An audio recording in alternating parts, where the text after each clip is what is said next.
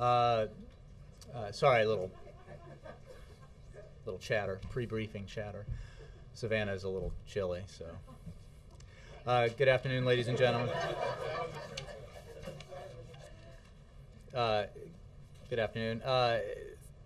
Before I take your questions, let me just take note of something. As some of you probably saw last night, the Speaker of the House gave an interview on television, and in it expressed openness to eliminating unwarranted tax breaks for the oil and gas industry. As you know, this is something the President has long supported and that he has placed in his last two budget proposals.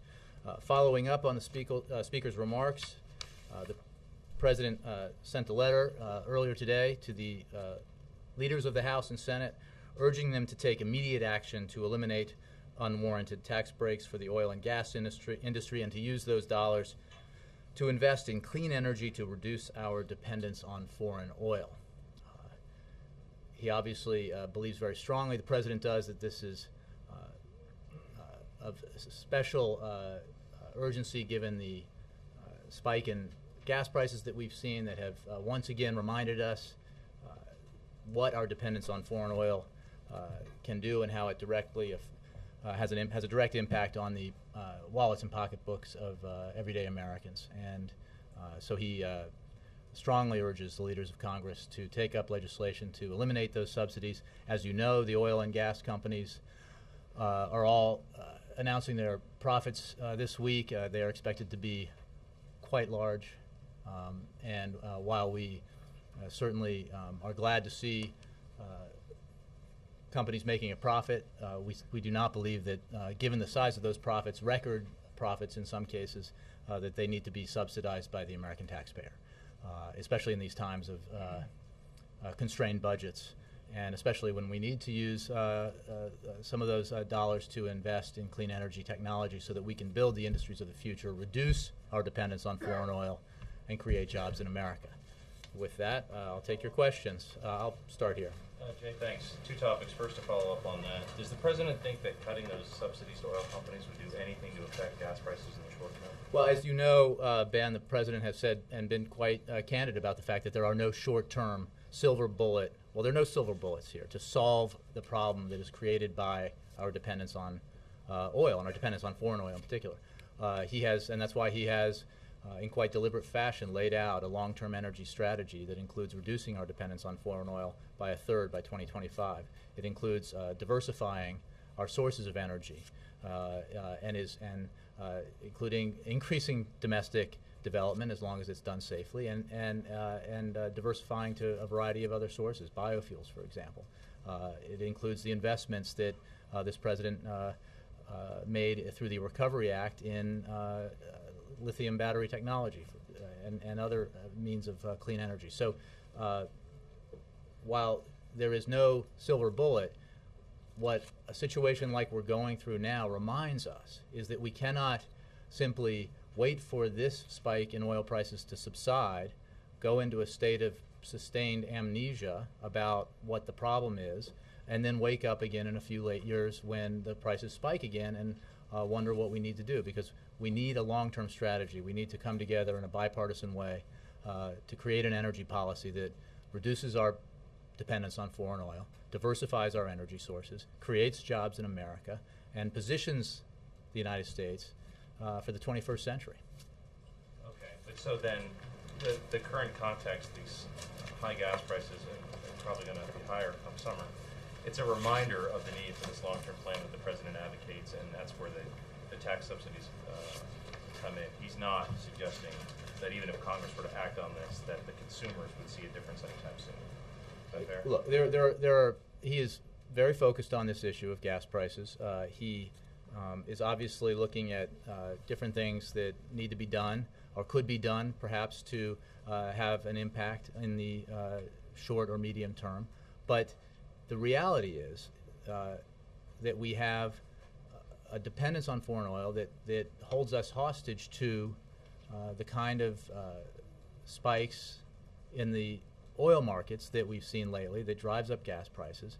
And he's committed to finding a long-term solution to this problem and not doing what tends to happen here, which is whenever we see these spikes, and we've seen it in the past. We've all seen this movie before when politicians run out and promise a variety of measures that will bring the price of oil down or gas down, and when those prices subside, usually because of the way the market works, everybody forgets that we have a problem. And he's committed to a long-term energy policy that addresses the long-term problem. I wanted to shift briefly to Syria. Any update on possibilities of sanctions against Assad and his inner circle? Is anything imminent? What I would tell you is that, as I did yesterday, we're pursuing a range of possible policy options, including targeted sanctions, to respond to the crackdown and make clear that this behavior by the Syrian government is unacceptable. We strongly oppose the Syrian government's treatment of its citizens, and we continue to oppose its continued destabilizing behavior, including support for terrorism and terrorist groups. We call on President Assad to change course now and heed the calls of his own people. You know, I'm not going to get into specifics about what those options are that we're reviewing. They include potentially targeted sanctions. We're also, following up on some questions I got yesterday, consulting with our international partners about other actions that could be taken. When we do something like this, for example, when we seek to employ targeted financial measures, we try to multilateralize them. They tend to be more effective when they're multilateral, or certainly can have a greater impact. So that's the sort of scope of what we're doing right now as we look at the options available to us. In terms of timing? I don't have anything for you on timing right now. Yes? Just to go back on the oil and gas subsidies question, what Speaker Boehner said last night was that this was something worth taking a look at. But not, since the President has sent that letter to the congressional leadership, Boehner's office is saying that the President's proposal would actually raise taxes and increase prices at the pump. How do you overcome the differences when you get down to the details of how to implement such cuts, and how quickly do you think such action could take place, a deal could be reached? Well, what we're talking about here are tax breaks for the oil companies, a variety of tax breaks for oil companies that are simply at a time of multi-billion-dollar profits due to the high price of gas are unnecessary. It's hard to argue that, given where the price of oil is now, that there's a need for subsidies of the oil and gas industry. I mean, I think that, as I'm sure some of you know, oil company CEOs themselves have said in the past that they do not need these kinds of incentives to continue to explore, for example. Former Shell CEO John Hofmeister just earlier this year said, quote, "In the face of sustained high oil prices, it was not an issue for large companies of needing the subsidies to entice us into looking for and producing more oil." And I just think that in a time when Americans are suffering, every time they go to the gas station and pull out their credit card or their cash to pay a very high price for a tank of gas, to then tell them that actually we need to spend $4 billion a year of their money to subsidize oil companies who this week are reporting massive profits is just not a credible argument. And so the President, as you know, has supported eliminating these subsidies for quite some time. He certainly believes that now more than ever the argument resonates. And I think that's why we heard the Speaker say he was open to that, and why we've even seen CEOs of oil and gas companies acknowledge that the subsidies are unnecessary. The President says he wants immediate action. Is that he sees room for compromise with the Republicans? Well, he wants immediate action, and he hopes that the openness that we've seen from on the Hill to this to taking action will lead to a concrete result that will eliminate these subsidies and free that money up for the kind of investments in energy that can alleviate this problem in the long term, or help to. Yes. Yeah. Jay, my colleague Gary Tuckman just went to Hawaii and established again that there's evidence suggesting that the president, in fact, was born in the United States. But as you know, Donald Trump persists, other critics, and last night Trump was on CNN saying that he's been told the birth certificate is missing, that it's either not there or has been taken out somehow, and this is a problem for the president. When the White House hears this continued claim, what does it say?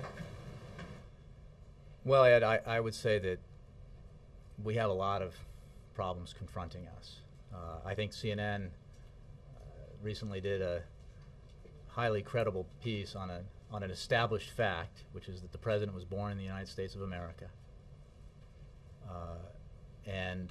This was a settled issue. It is unfortunate that for whatever reason, that instead of focusing on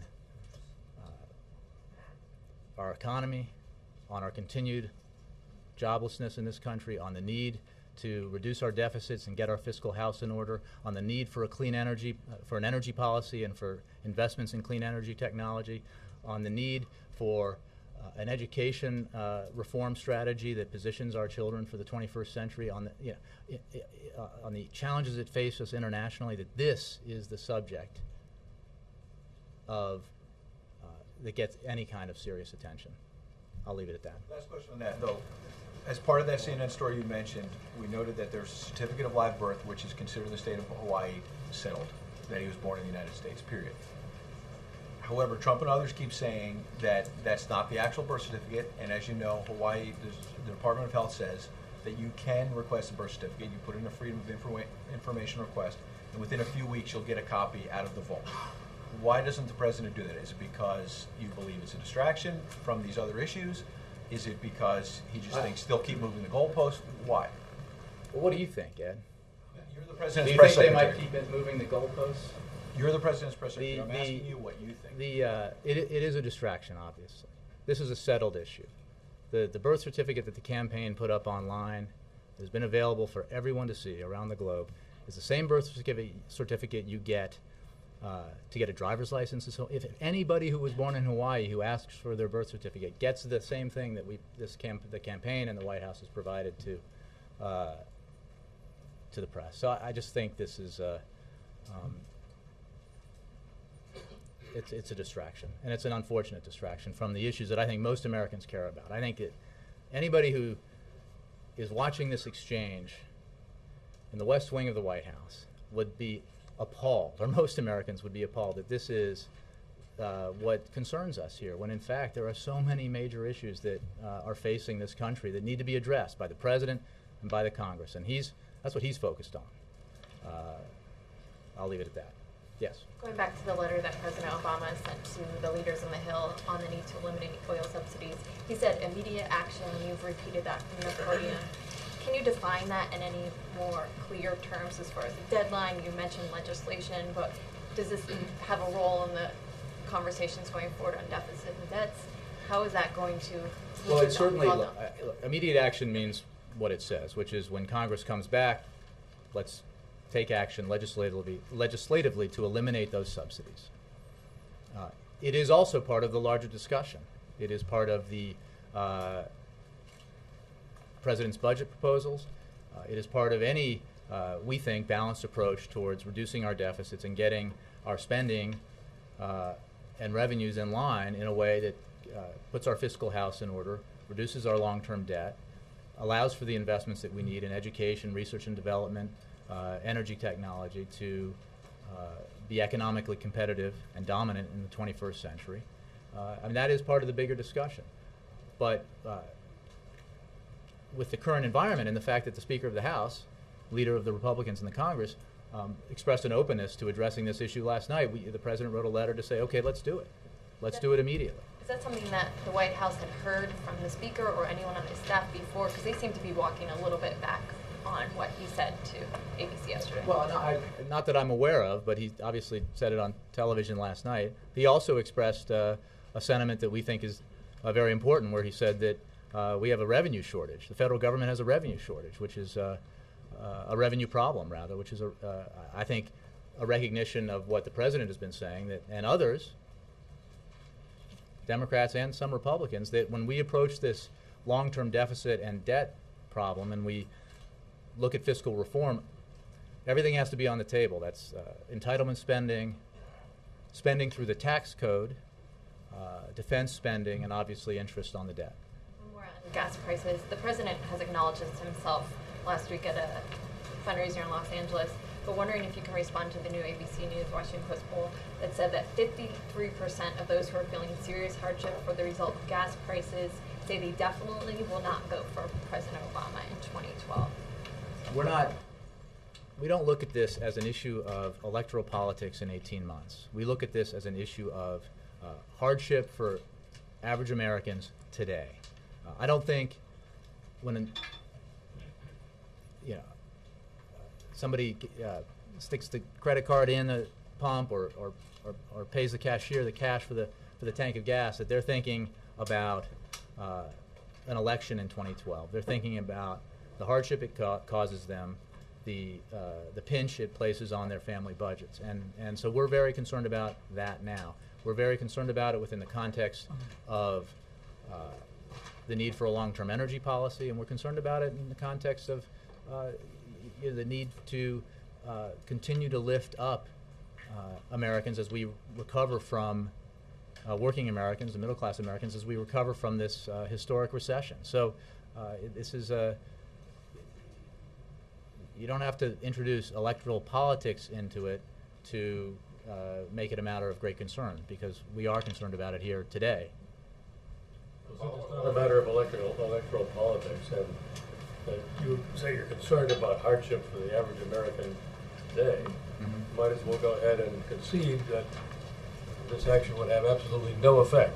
I never suggested, and the president has always made clear that there are that our options are limited in terms of having a direct effect, an immediate effect on bringing down gas prices, and certainly having a long, removing oil and gas subsidies, removing subsidies from corporations that are reporting record profits, and using that money to invest in a long-term energy strategy. I'm not saying that that's going to lower the gas price at the pump tomorrow, but what it will do, what the president believes is essential to do, is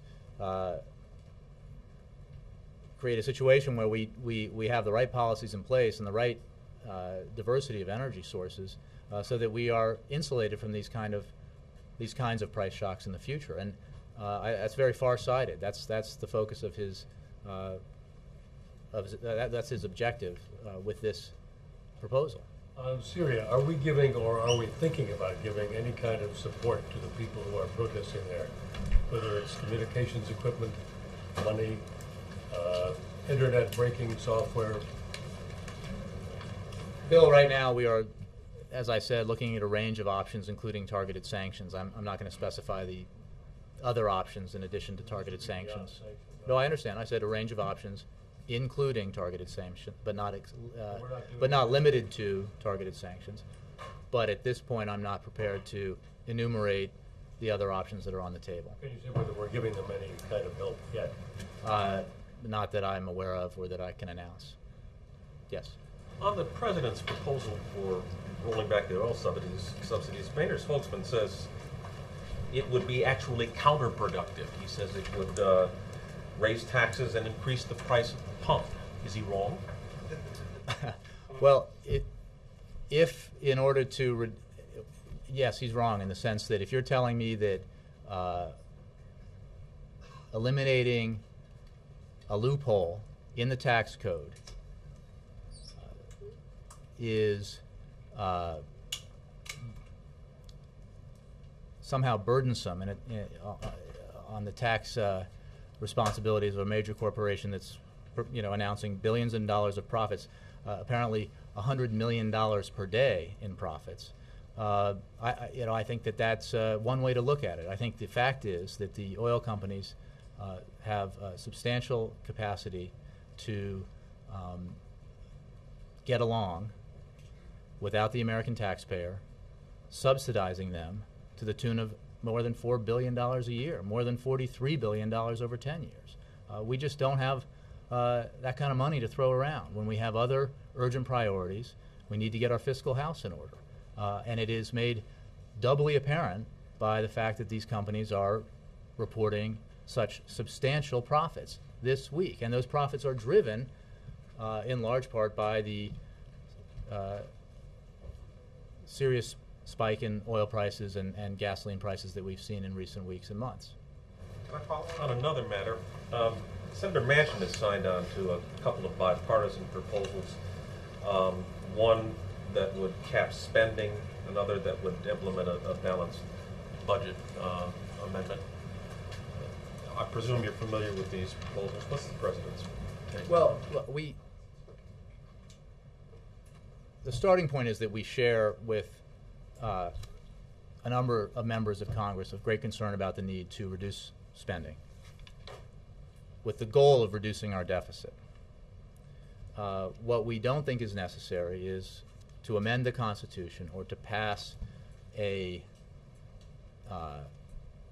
across-the-board spending reduction measure that will, for example, in both cases, seriously underfund Medicare and Social Security, and does the exact opposite in many ways of what the President has said is necessary, which is take a balanced approach to our long-term deficit and debt problems. So we don't support that. I will remind you that the President's deficit reduction plan that he put forward in his speech last week contains within it a debt fail-safe proposal. And what it does is, we don't believe it will be necessary if Congress takes the right actions based on his plan. But if, for example, the economic picture does not turn out to be as we predict, it's a fail-safe, but the trigger is the ratio of debt to GDP. It's very wonky, I know, but it's ratio to debt to GDP, because the issue here is not spending for cutting spending for the sake of cutting spending. The issue here is driving our deficit and debt down, and the President's plan does just that, and has that debt fail-safe, that protection measure that if we haven't gotten the ratio of debt to GDP down to where it should be by a date certain, that trigger will take effect, and it will obligate Congress to reduce the deficit through both spending in the tax code and direct spending, as opposed to the kind of measures that you were asking about. If I could, on a third measure, turns out a guy named Ben Cuomo, who was held at Gitmo for a number of years, is now leading the Libyan rebels, or a group of Libyan rebels, and very supportive, apparently, of the NATO-led efforts in that country now. But this is a person who apparently trained with Al-Qaeda prior to 9/11. How much do we know about the Libyan opposition? Well, we said all along, Wendell, that we are confident of two things. One, we've been dealing directly with members of the Libyan opposition, and especially members of the council whom we believe are credible and have made assertions about their goals that we can support in terms of reforms that would lead to democratic elections and representative government, government that would be responsive to the aspirations of the Libyan people and respect the rights of the Libyan people. We have also said that we obviously do not have, we don't have any doubt that, again, I'm not making this, let me make clear, I'm not saying this in regard to this particular individual. I don't have any comment or knowledge about this specific individual, but that we don't know, we don't know the motives or politics of every member of the opposition in that country. Savannah? Given that there is no silver bullet and the President already asked for these oil and gas subsidies to be eradicated in next year's budget and last year's budget, is there any element of what the President's doing with regard to gas prices that's just for the sole purpose to demonstrate that the government's trying to do something, kind of the appearance of action because he knows Americans are frustrated? No. I think that everything he's doing, including writing this letter in response to an openness by the Speaker of the House to look at doing something that in the past has been opposed. His position was already well known. No, his position is all known, but why exactly, he continues to press for taking this action, and I think looking at what the speaker said last night, there seems to me, taking his words, taking his words at face value, that there's an openness expressed there to address this issue, and that is why he wrote the letter. There's nothing symbolic about it. He's asking for immediate action, and everything that we've been doing on this issue has been designed to push forward on an energy policy, to ensure through the actions in terms of the administration. The Attorney General's announced actions towards ensuring that fraud and manipulation is not occurring in the oil markets, and that consumers are not being affected by that. These are concrete measures. It doesn't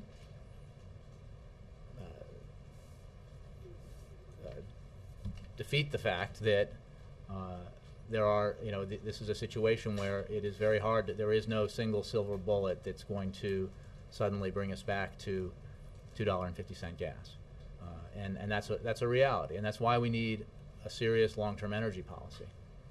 But why do you say that these measures are not done with politics as the motive, or people aren't going to the gas station thinking about who they're going to vote for? I mean, the president doesn't think this has nothing to do with how Americans view him and his handling of the economy. Oh, I didn't right? say that. I mean, I think when I've had questions about and tried to answer them candidly about why polls, have been moving in whatever direction they're moving in terms of people's optimism or right track or on track, that kind of stuff. I mean, we do attribute a lot of that to the economic anxiety caused by high gas prices.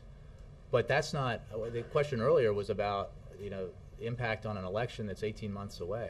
That's an eternity in our minds, and it's not what's driving our actions today by any means. And as others have pointed out, I mean, taking measures that support a long-term energy policy that can ensure that we don't go through this in the same way in the future is a far-sighted, not a short-sighted approach to this problem. So that's my answer. Yes, Laura. So just picking up from there, so given that the gas prices are largely out of your control, certainly in the short run, how worried is the White House that this is going to remain a problem, through the next year? Well, yeah, you guys, we have big. This is not a time of sort of slow news, right? This is with small issues on the table. It just seems a little unnecessary to me to start writing stories about these major challenges facing us in terms of an election that's 18 months off. That's not how we're looking at it. I can assure you that's not how we're looking at it. And I just think these issues are important in and of the, by themselves. They're important. I mean, Americans are not thinking about this in terms of elections. They're not thinking about the impact on their family budgets in terms of, through a lens of politics. They're wondering, how they're going to meet their budgets, how they're going to pay the bills, and what, to the extent they're thinking about Washington, they're wondering what Washington is going to do to help them deal with this. And one of the things Washington did do, as I've pointed out, is we worked with Republicans and passed a tax cut that includes a payroll tax holiday that has put more money in Americans' pockets every week, and which has cushioned the blow that these high energy prices have delivered. So, and then all the measures that we're talking about now, that's the response we're talking about. It's not about, how does this affect an election that's an eternity away. Given that you have said that there's no real short-term impact from closing these loopholes, is this primarily a proposal to address gas prices or primarily a deficit control proposal? Well, what the president called for in his letter was that this money be used to invest in, let me get the exact language. How the money is used. I understand you want to use the money for this, but those are really two separate proposals that you're putting together. You're proposing to raise taxes on gas companies, which you support in and of itself. We're proposing to eliminate subsidies. Okay, well, that it's the same thing at the bottom line. Basically give where you and me and everybody in this room who pays taxes, and I'm counting on the fact that most of you do, that you're paying these major oil companies, Okay. you're paying them And yet, this week, they're going to report billions and billions of dollars in profits. $100 million a day by one measure, okay? That's great. We are for companies making a profit. I get it. We do not think that you need to subsidize that profit. Right. So is the reason to do that, the reason to close these unwarranted loopholes, as you say, is the reason to control gas prices, or is the reason to address the deficit primarily? The reason is we live in a time of limited resources, where we have to tighten our belts, and we need that. Here's a way to look at it, okay? In the House Republican budget proposal, those $4 billion a year in subsidies are maintained. In order to maintain those subsidies, and in order to provide the other tax cuts for wealthy Americans that are contained in that proposal, and still somehow reduce the deficit by $4 trillion over 10 years, you have to slash and eliminate Medicare as we know it. You have to basically eliminate Medicaid as we know it. And you have to cut investment in clean energy by 70%. I mean, that is so short-sighted in our view, at a time when we see the consequences of not having a long-term energy policy. Had previous presidents and Congresses addressed this issue 5, 10, 15 years ago in a far-sighted way, we would not be suffering in the way that we are now from high gas prices. And so this is action that the president wants to take and Congress should take that will have benefits not tomorrow necessarily, but for future for America in the future, for future generations, and that's the right thing to do. So it sounds like it's a deficit. But just based on what you just said. Look, I think it's part of. I think I addressed this question earlier when I was asked. Is it an immediate action or is it within the context? And the answer is both. I mean, we have obviously proposed it. The president has proposed it within the context of one-year budget proposals and also in his long-term deficit reduction plan, because your budget proposals are about your priorities, right? And he takes a balanced approach. He thinks that on balance, especially at a time when oil prices are what they are, and oil companies are making the kind of profits they are, that we cannot, as a nation, afford to subsidize those companies to the tune of $4 billion a year, because that money needs the needs for that money in terms of deficit reduction and investments in clean energy are far higher priorities. Mr. Nolan, do you have a question for me? I do. How can you ask us not to look at the president's policies through a political prism when he himself is doing 6 fundraisers last week, 3 more tomorrow, going to be on on Mark, Oprah? are you saying isn't everything viewed through a political prism? And isn't that the nature of our system? We may view you can view it through a political prism. I mean, the president is obviously running for re-election. We are 18 months from that election. The fact that he, as every candidate does, has political events does not mean those are the political events. Does not mean that every action he takes here has to do with the election. It's just not the case, and I dare say it's never been the case for any incumbent president 18 months out from an election. And the fact is that being here in the White House requires you to make a lot of decisions and a lot of choices that are good policy, that are often not necessarily good politics, but that's what you buy into when you run for office and you get elected. And I don't think, by that line of thinking, that the moment you win election, you're running for re-election. And I know that's some folks here look at it, and heck, I probably did and plead guilty to it when I was a reporter. But then when the president What changed you? I saw the light.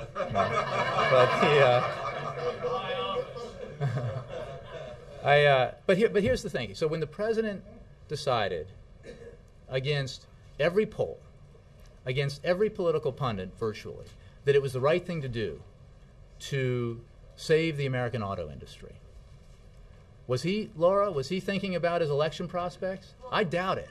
So you're telling us that just like that, he was not thinking about election prospects with this letter tonight? Yes.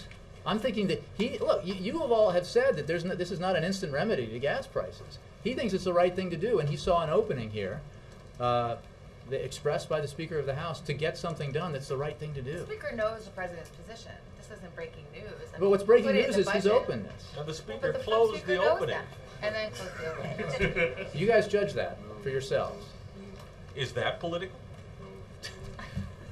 Look, Go ahead. You look at the look. We can debate this. This is not a chat show or talk show, and then but the point might is make it more the interesting. president heard what the Speaker said and believes that. I mean, he agrees that we should look at this. We needed to do this, and I think that in the face of the circumstances we're in, and the fact that the companies that are getting these subsidies, $4 billion of our limited taxpayers' dollars every year, are this week reporting enormous profits, and good for them. Certainly means, and I think reinforces the argument he's been making that we do not need to, as American taxpayers, to subsidize this industry. Could he have called Boehner and been less showy about it, and then Well, people he- wouldn't think it was politically motivated? Savannah, he wrote a letter. Like, he wants immediate action. He wrote a letter saying that we should get this done now. Hans. Don't hear a whole lot of confidence from you guys at the oil companies, either when your predecessor will necessarily do the right thing.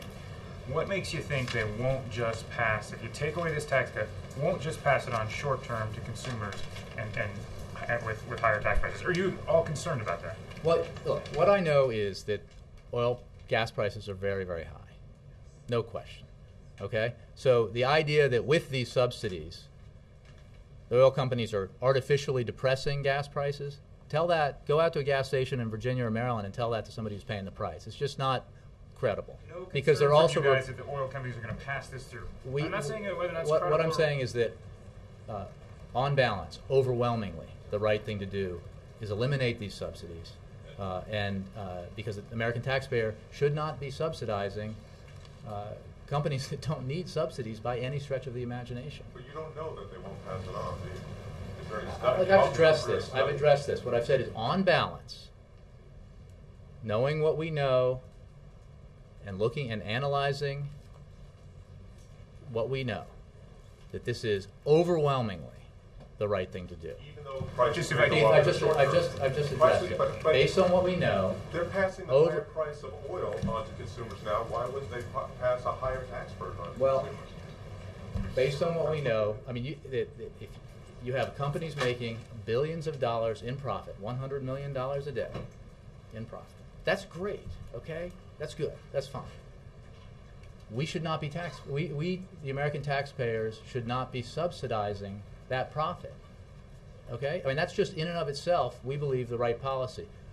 Speaker of the House expressed an interest in that as well last night. That's what we're saying. The President wrote a letter following up on the expressed interest by the Speaker of the House to open this to a policy position that the President has held for a number of years now.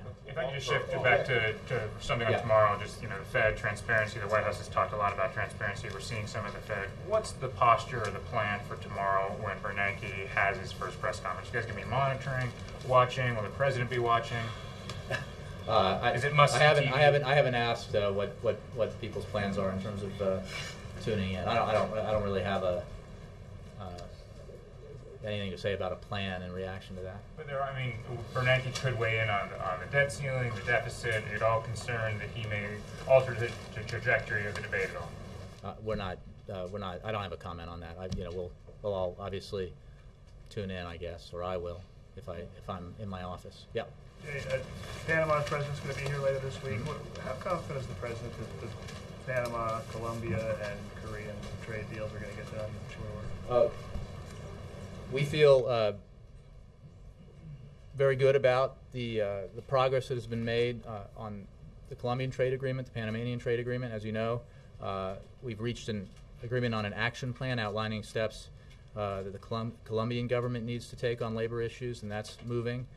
We have an agreement with Panama. We've long had an agreement with Korea. We believe that the Congress needs to move on these because they are job creators here in America, and what the president demonstrated in the way he negotiated the deal with Korea was that he does not believe trade deals are inherently the right thing to do. They have to have provisions in them that protect American workers.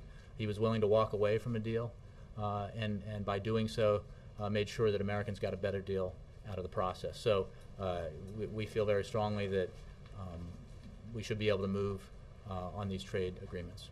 I guess Barrett? Is the White House still considering the proposal from last week about requiring federal contractors to disclose their political contributions? And can you talk about where that is in the process? It's nowhere different than it was last week, which is a draft of an executive order that, and drafts change. I don't have any update on it. Christy? Just a logistical question about the rest of this week. When the president goes to Chicago on Wednesday, he's going to tape an episode with Oprah, a show you may not have seen, but heard of. Is that... I've seen it. You've seen it. Now, is any of that going to be seen by the pool or open to us publicly? I don't know what our plan is for that. Similarly, if you were doing an interview with the president, I'm just saying here, what if you were doing an exclusive interview with the president and the first lady? Would we open it to the rest of the pool? Sure. Others say yes. Sure, I would have done that. And then we'll get back to you on what the logistics. So of that I are. just want to know. At the moment, you don't. At the moment, I don't anything. believe we are opening somebody else's interview to the press. And we won't see or hear from the president at all. I'm not quite sure about that. Let's stay tuned on that. And also on what about the trip to Cape Canaveral? Are we going to see the president or hear from him? Well, I expect you'll see him. I don't know. I don't have any announcements to make in terms of press availabilities, but I'm sure you'll see him. Yeah. Okay. He won't make remarks or anything like that. I don't have an announcement on that yet. Okay. Hi. In another interview that Speaker Boehner did on Monday, he indicated that there actually might not be a vote on the debt ceiling if he says the president doesn't get more serious about deficit reduction. In the past, you guys have said that everyone's on the same page on this, that congressional leaders agree that the debt ceiling vote needs to happen. If Speaker Boehner is serious, as it seems like he is, what is the president's reaction to that, and where does that leave the conversation that you guys are having on this issue? Well, I will say that our reaction to that is sort of our reaction in general to suggestions emanating from Congress that we should somehow hold hostage a vote on raising the debt ceiling to some other action. Our reaction is that's a terrible, terrible idea because it would so imperil the American economy, would drive up interest rates, could in fact tank the global economy. I just think that's a bad approach, and the president does too. And other statements that the Speaker has made and other statements that other Republican and Democratic leaders have made lead us to believe that, broadly speaking, we, the White House and the leaders of Congress, understand the truth here, which is that it would be foolhardy to play chicken with the full faith and credit of the United States of America. It is simply too risky to do. So that's our approach, and we certainly hope that any leader who expressed otherwise would reevaluate that. As far as the debt ceiling is concerned, but also just the budget generally, this week the president's doing a lot of events, but none of them seem to be geared at talking to the American people about this issue in the same way that he did last week and the week before that. Why is that, and what is he going to do going forward? The president, obviously there are a lot of issues on his plate, Laura, and that he has to deal with. I mean, you have to contend with a number of issues at one time, but he will continue to speak about the need for long-term deficit reduction, the need to get our fiscal house in order, the need to take a balanced approach that allows our economy to continue to grow and our economy to continue to create jobs, and he'll do that. I mean, last week was a somewhat unique week in that we had 3 almost consecutive town hall meetings where he could address those issues, as well as others that were brought up by questioners. But we'll continue to look for opportunities for him to speak to that issue because it's very important. And obviously we're in a process where, beginning next week, this will begin to be taken up by negotiators on Capitol Hill, or rather negotiators from Capitol Hill, and led by the Vice President, in what we hope is a serious and substantive and productive way. April. Hi, Jay. The large part of this briefing has been about protecting consumers' pocketbooks, American consumers' pocketbooks. But Tabitha Smiley is asking if the President is looking at now, not just looking at a targeted approach, but a universal approach now. I mean, excuse me, not a universal approach, but a targeted approach at helping those who are the least of these, those who have higher unemployment rates than the national average, and maybe not just the Black community, but also more so looking at the poverty agenda, looking at those universally in a targeted way, whites, Blacks, Hispanics. Are you looking more at targeting in on those who are having a harder time economically now? Well, April, I would say that one point that the President has made clear as he's addressed the issues that Abby just raised in terms of our debt, our deficits, how we spend our money, what our budget priorities are, is that we should not. Reducing the deficit is a significant and high priority.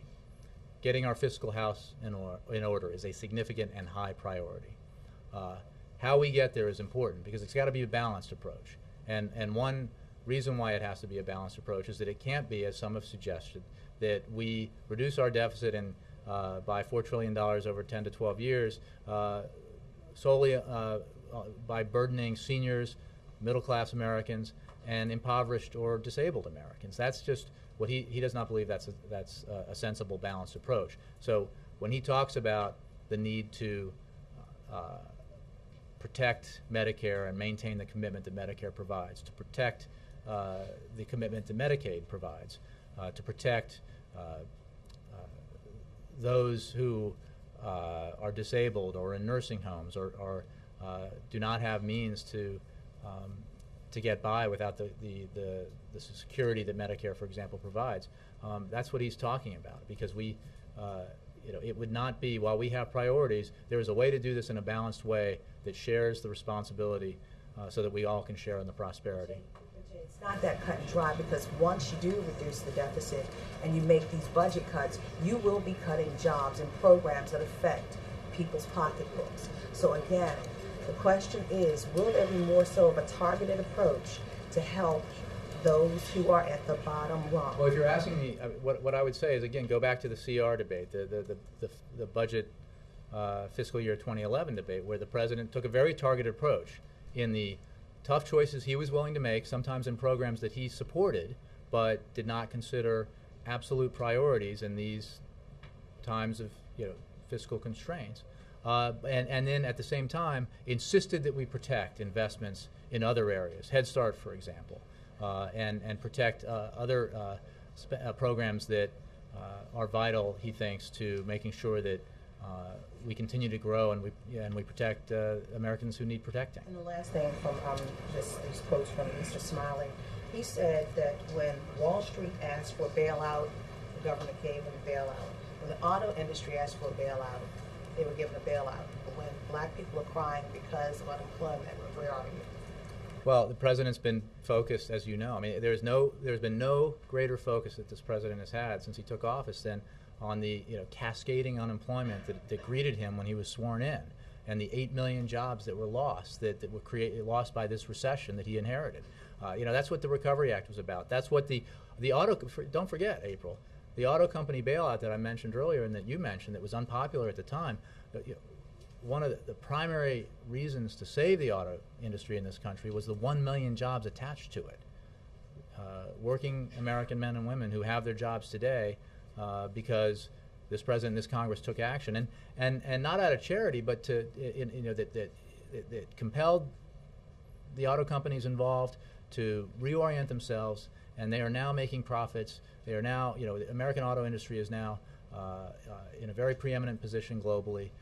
We had great news from Ford today in terms of its numbers, and we've had them for GM and Chrysler. So this is everything he's done in response to this great recession has been with jobs in mind. Mark. Thanks, Jay. I had a couple on Syria.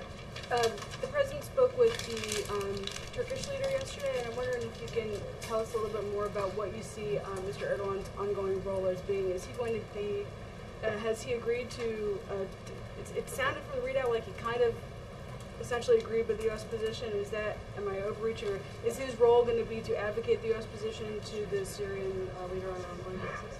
I don't want to get beyond the readout. You can certainly address some questions about that to the State Department. The Turkey is an important ally. U.S.-Turkish relationship is an important relationship. The president has a very strong relationship with President Erdogan, but beyond the details provided in the readout, I don't want to elaborate. Is in his meeting with the UAE leader today, is Syria specifically a serious part of those conversations, or is it mostly Libya and is Iran part of those conversations? Look, I think the region is the focus of those conversations. Regional security in general would probably be the principal focus, so that wouldn't be limited to one country. And finally, you were talking earlier about, and it was in the context of the economy, about how not everything a president does is political, and sometimes he has to advocate a position that will probably hurt him politically. With the unfolding of the Arab Spring over the last couple of months, do you think that the president's engagement in that is something that is either neutral or even a negative for him domestically, because people want to think about the economy and gas prices? I mean, obviously he has to weigh in, he has to get involved, he has to make decisions. Is that an example of the sort of thing that may be a drag domestically, but something that's important that he needs to do? I'll leave the political analysis to others. I think it's what I said earlier, and this is what you get when you run for and win this office, is a host of difficult problems, and they can be domestic problems or international challenges, and your job is to handle them and take policy positions and take actions based on what you think is best for the United States of America. In international affairs, that means, what actions can you take that ensures the safety of Americans, ensures that American national security interests are protected internationally, and that in the case of the Arab Spring, that ensures or gives the best possible chance that the outcome of this upheaval will be positive for the peoples of the region and for the United States of America. All right. Thank you all very much.